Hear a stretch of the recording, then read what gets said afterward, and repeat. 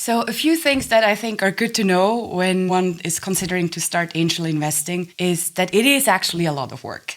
If you don't want to just be emotional, invest in whatever you like or friends of yours, if you really want to do this professional, it's a lot of work. Looking at a few companies, comparing companies, building a reputation, building a network. Also really understanding that you're in this for the long term, right? Most early stage investments take 5, 7, or even 10 years to even have some sort of liquidation moment. Also really understanding that it's not just about investing the money, it's really also what kind of value could you add to the founding team? Do I have the right expertise? Do I have the right network?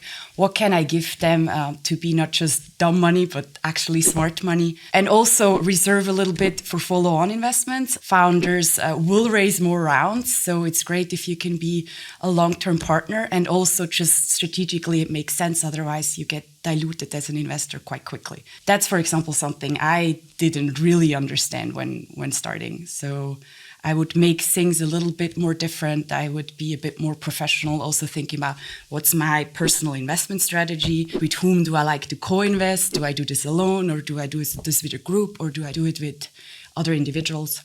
So I think it's really good to develop an investment thesis over time. For example, what type of technology am I interested? Is there a certain geography? Is there a certain stage? Or what are specific expertises that I have that can specifically add value to a startup? And whatever this investment thesis is, then build a network around that.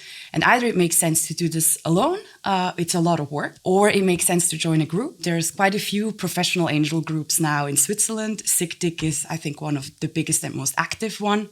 And that's, of course, quite nice because you have a group of people. They support you also during the due diligence process. There is templates for documentations and contracts, so you can benefit quite a bit. And also there is a community where you can share know-how and learn from each other. There is also the possibility to do syndicates with others or to invest directly in companies.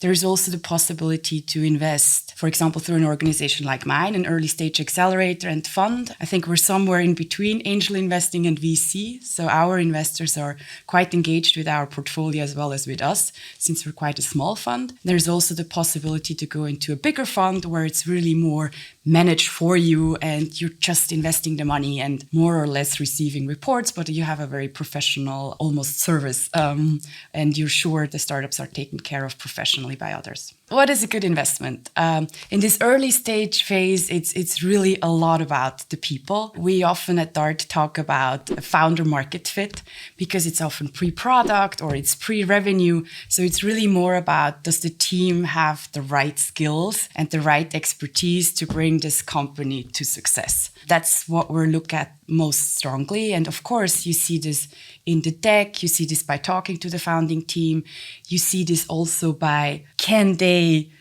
passionately talk about what they're doing, or is their passion and their interest contagious? I think for me, that's a very important thing, because if I don't understand what they're doing, they probably have a hard time convincing others about what they're doing. So I would say if you don't understand what the company is doing, better stay away from an investment. And then, like what I said before, it's really also thinking about what kind of value can I add at the same time.